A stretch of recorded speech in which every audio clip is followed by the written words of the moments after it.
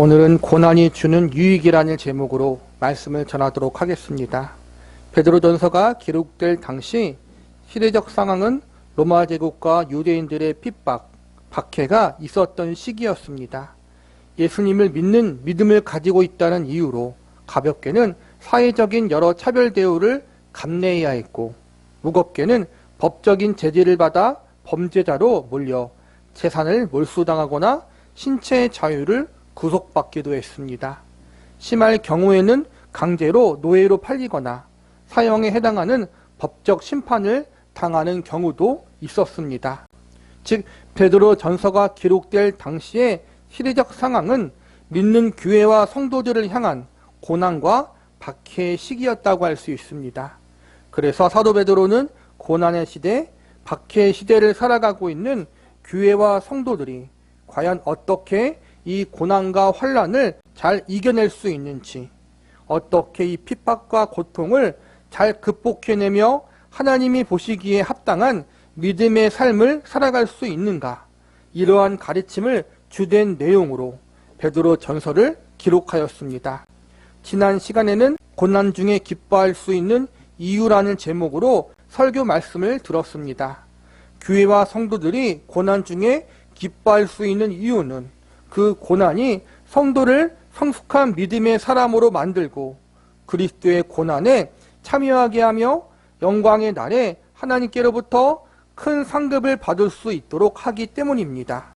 성도들은 예수님의 대속의 공로 안에 들어와 있기 때문에 그들이 당하는 고난들이 하나도 헛되게 낭비되지 않도록 하나님께서 은혜로 섭리하십니다. 그리고 그 고난을 통해 성도들을 유익케 하시고 모든 것들이 합력하여 선이 되도록 하나님이 사랑으로 일하고 계십니다. 이러한 이유로 성도들은 고난 가운데 기뻐할 수 있습니다. 오늘 우리가 배울 말씀도 지난 시간의 주제와 매우 밀접한 관계가 있습니다. 오늘 우리가 배울 말씀의 주제는 고난이 주는 유익입니다. 우리는 오늘 베드로전서 4장 마지막 말씀을 공부하면서 고난이 믿는 성도에게 주는 유익은 무엇인지 알아보는 시간을 가져보도록 하겠습니다. 고난이 성도들에게 주는 첫 번째 유익은 성도들의 믿음을 순수하게 만들어줍니다. 본문 12절을 보시기 바랍니다.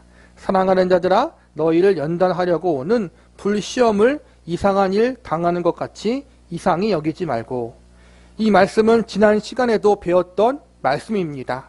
사도 베드로는 성도들이 당하는 믿음의 고난과 연단을 불시험이라고 불렀습니다. 마치 뜨거운 풀물 속에 순금을 재련하는 것 같은 시련이 있는 것입니다.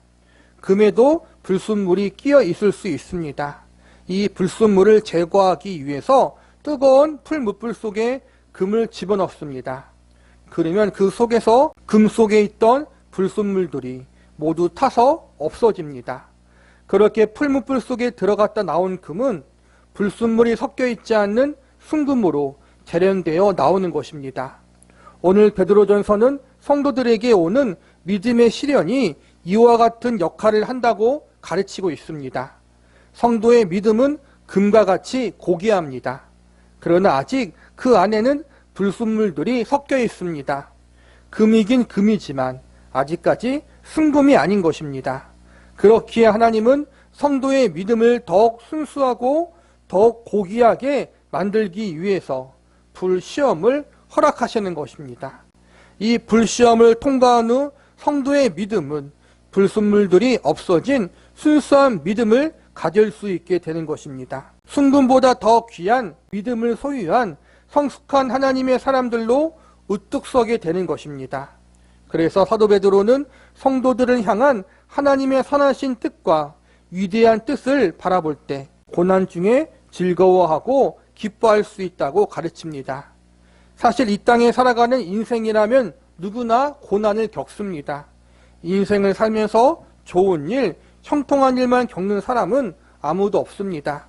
신자이든 불신자이든 누구나 인생을 어렵고 힘들게 하는 고난의 문제들은 하나 이상씩 다 가지고 있습니다. 그러나 다행인 것은 믿는 성도가 겪는 고난은 결코 헛된 것이 하나도 없다는 것입니다. 하나님이 이 고난을 통해 성도들의 믿음이 보다 순수하게 만들어질 수 있도록 역사하시기 때문입니다. 하나님이 허락하신 불같은 고난을 통해 성도의 믿음을 순금같이 정결하게 만들어 주실 것입니다.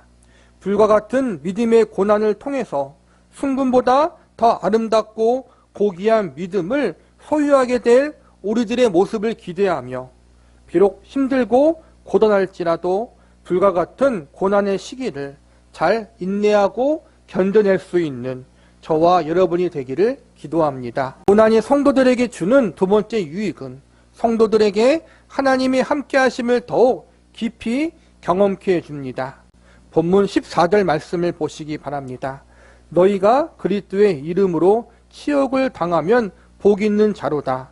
영광의 영 곧 하나님의 영이 너희 위에 계심이라. 하나님의 영은 성령님을 의미합니다. 여기서 보니까 성도가 그리스도의 이름으로 치욕을 당하면 성령님이 그들 위에 함께 하신다고 가르치고 있습니다. 성령님은 구원받은 성도들 안에 이미 내주에 계십니다.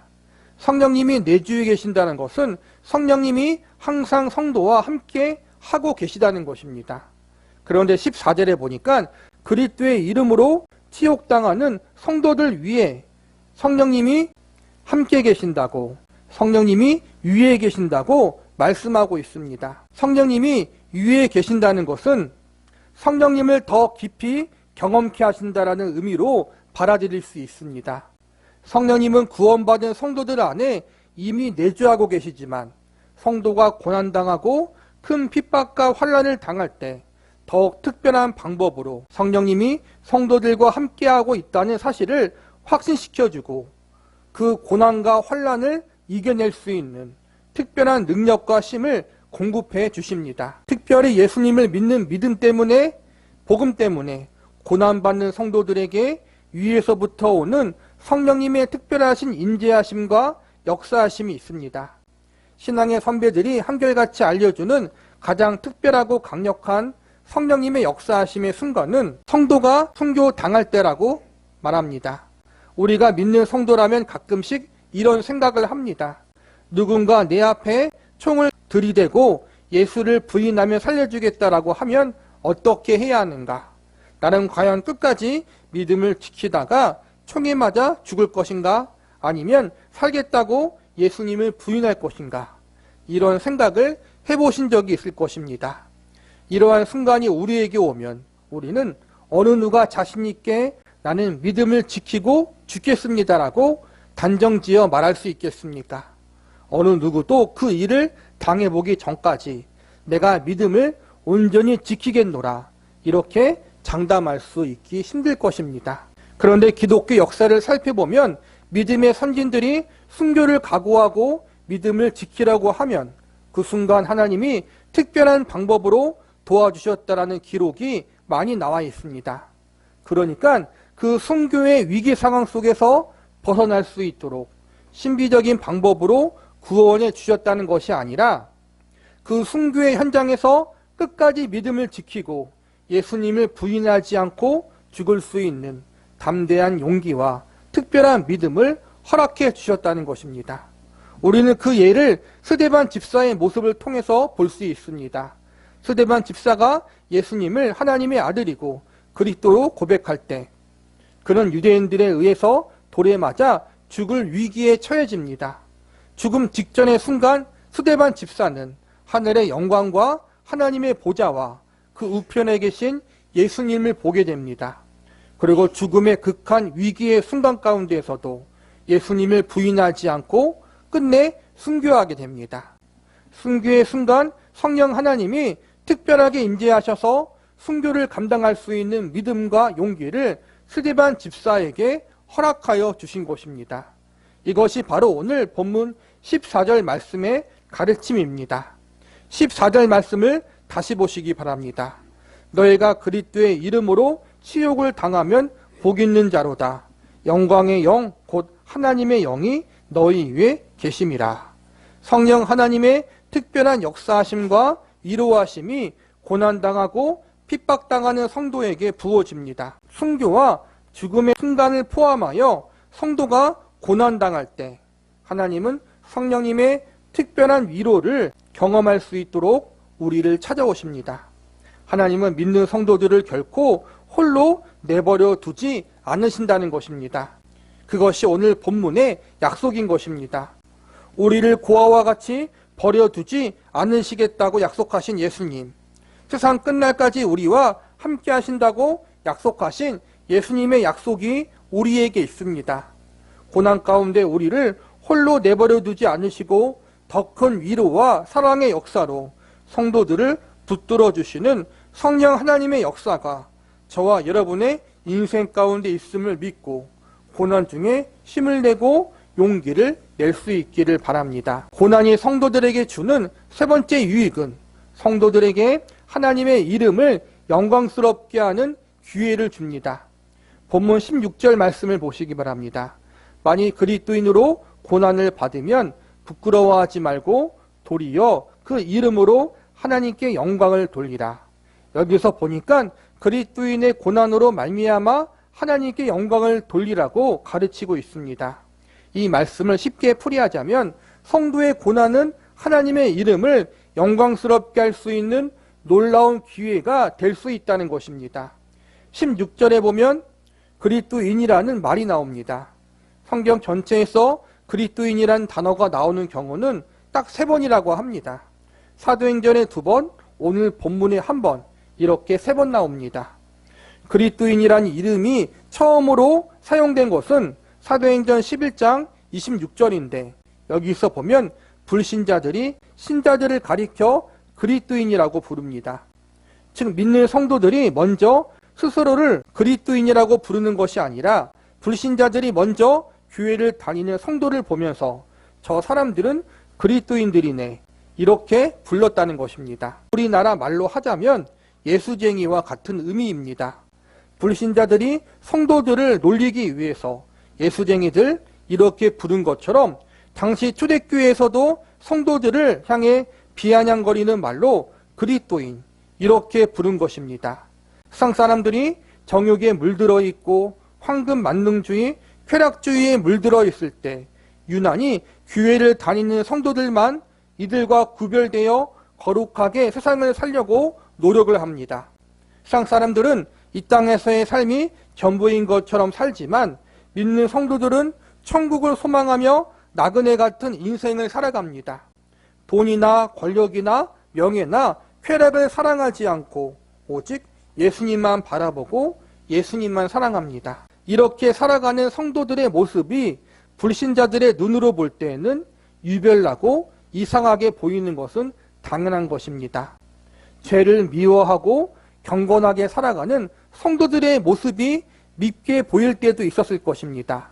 그래서 세상 사람들은 믿는 성도들을 조롱하는 의미로 그리스도인들이라 부른 것입니다. 그런데 중요한 것은 당시 불신자들이 그리스도인이라 성도를 부르며 조롱했지만 그들의 올바른 행실과 선행은 인정했다는 것입니다. 저들은 예수라는 사람에게 빠진 이상한 사람들이지만 최소한 거짓말을 하지 않고 남을 속이지 않는다. 이들은 정직하고 사랑을 실천할 줄 아는 사람들이다. 이것을 인정해 주었다는 것입니다. 실제로 교회와 성도를 향한 로마 제국의 핍박이 한창 거셌던 초대교회 시절 로마 귀족들에게 있어 1등 신부감은 그리스도인 여성이었다고 합니다. 왜냐하면 당시 로마 귀족 사회가 도덕적으로 부패하고 성적으로 타락했기 때문에 로마 귀족인 자신들도 그러한 여인을 자신의 며느리감으로 삼기가 싫었던 것입니다. 그리스도인 여성들은 달랐습니다. 그들의 삶은 검소했고 순결했습니다. 그것을 불신자들이었던 사람들도 로마의 귀족들도 인정했던 것입니다. 그래서 기독교를 배척하고 박해했던 로마 제국이었지만 로마 귀족들은 위험을 무릅쓰고 몰래 자신들의 며느리감을 그리스도인 여인으로 데리고 왔다고 합니다. 그리고 이것이 로마 제국이 복음화되는데 아주 큰 계기를 만들어 주었다고 합니다. 로마 귀족의 집안으로 시집을 간 그리스도인 여인들이 자신의 남편을 회심시키고 자신의 자녀들과 온 가족을 예수님께로 이끄는 일을 감당했기 때문입니다. 로마의 귀족들 또한 심지어는 왕족 가운데에서도 이렇게 그리스도인 가정이 되는 곳이 하나 둘씩 늘어나기 시작했고, 이는 로마 복음화 역할에 큰 역할을 감당했습니다.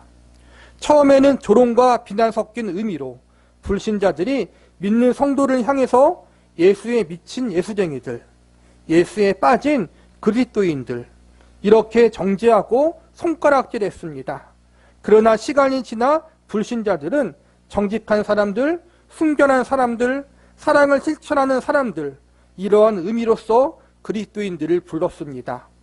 즉, 세상 사람들이 성도를 향해 예수 그리스도를 닮는 사람들이라는 의미로서 성도들을 그리스도인이라고 부르게 된 것입니다. 저와 여러분은 우리의 주님이신 예수 그리스도를 닮은 사람들입니까? 예수님을 믿는 사람으로서 그리스도인이라 불리우기에 부끄럽지 않은 삶을 살아가고 있습니까? 저와 여러분의 삶의 모습을 통해서 그리스도를 드러내고 있습니까? 저와 여러분 모두 예수 그리스도를 닮은 사람들로서 그리스도인이라 불리울 수 있기를 바랍니다. 마지막으로 성도가 고난당할 때 조심해야 할 것들에 대해서 살펴보겠습니다. 본문 15절을 보시기 바랍니다. 너희 중에 누구든지 살인이나 도둑질이나 악행이나 남의 일을 간섭하는 자로 고난받지 말려니와. 이 말씀은 성도가 고난을 당하되 성도의 잘못과 죄로 인해 당하는 고난은 피하는 것이 좋다는 것입니다. 믿음을 지키다가 당한 고난은 상급이 있는 고난이지만 죄를 범하여 당하는 고난은 상급이 없기 때문입니다. 그래서 오늘 본문에서 고난이 올 때 자기의 삶을 뒤돌아보라고 성찰해보라고 가르치고 있습니다. 우리는 고난당할 때 이 고난이 정말로 내가 믿음대로 살려고 하다가 당하는 고난인지 아니면 내 잘못으로 인해 당하는 고난인지 우리 자신을 잘 성찰해 봐야 합니다. 이어지는 17절과 18절을 보시기 바랍니다.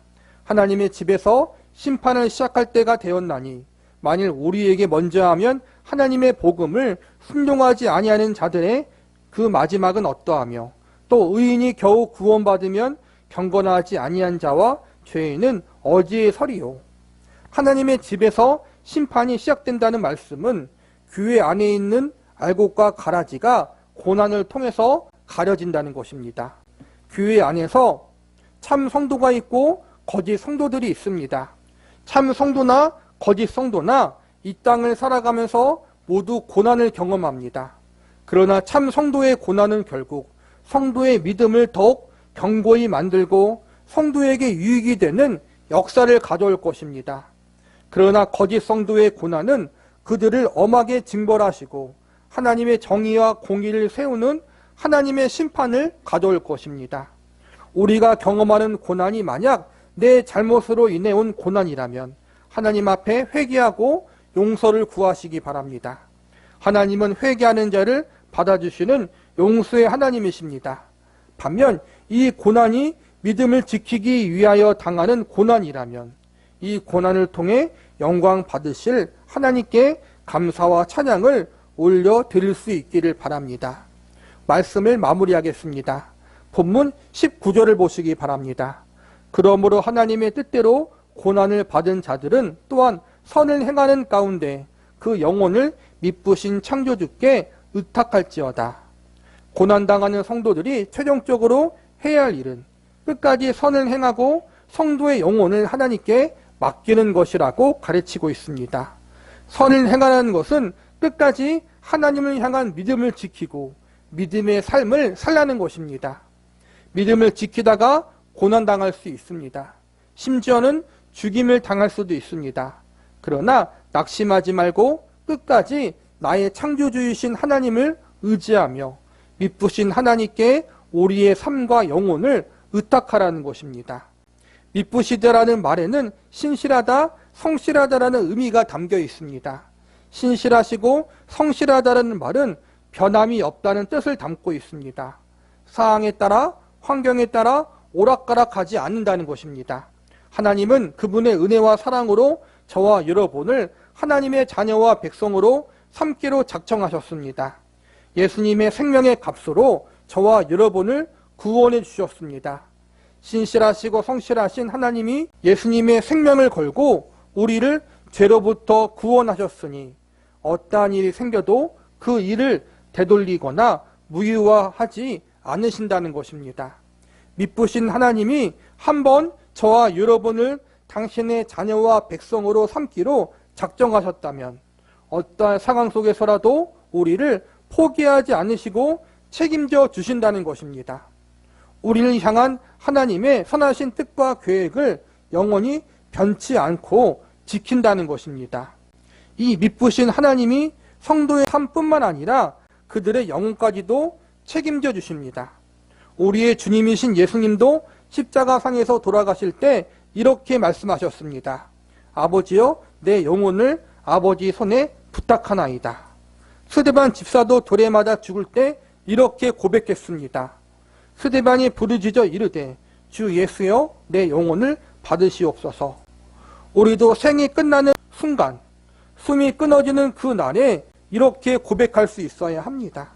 제 영혼을 미쁘신 하나님 아버지께 의탁합니다. 이 믿음의 고백이 우리의 고백이 될 수 있기를 바랍니다. 우리가 경험하는 인생의 고난에 대해서 그 이유를 다 알 수 없는 것들이 너무나도 많습니다.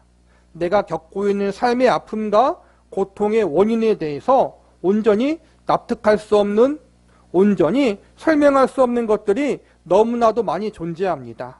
그러나 지금 당장 내가 이해할 수 없지만 거기에는 하나님의 선하신 뜻, 놀라우신 계획이 있음을 우리는 믿을 수 있어야 합니다. 이 모든 상황 속에서 나를 책임져 주실 분은 오직 하나님 한 분밖에 없음을 우리는 믿어야 합니다. 그렇기 때문에 우리는 성실하시고 신실하신 하나님 앞에 우리의 모든 인생과 영혼을 의탁할 수 있어야 합니다. 성경은 이러한 믿음을 가진 성도를 향해 다음과 같이 약속하고 있습니다. 예수께서 하나님의 아들이심을 믿는 자가 아니면 세상을 이기는 자가 누구냐? 세상에서는 너희가 환난을 당하나 담대하라. 내가 세상을 이기었노라. 이 약속을 하나님과 예수님이 우리에게 주셨음을 믿으시기 바랍니다. 하나님께서 믿는 성도들을 끝까지 사랑으로 붙드사 결국에는 세상을 이기고 고난 가운데 승리할 수 있도록 도우실 것입니다. 하나님의 일하심과 약속을 믿고 신뢰하심으로 고난 가운데 끝까지 하나님만 바라보고 의지할 수 있는 우리 성김의 교회 성도 여러분들이 될 수 있기를 기도합니다.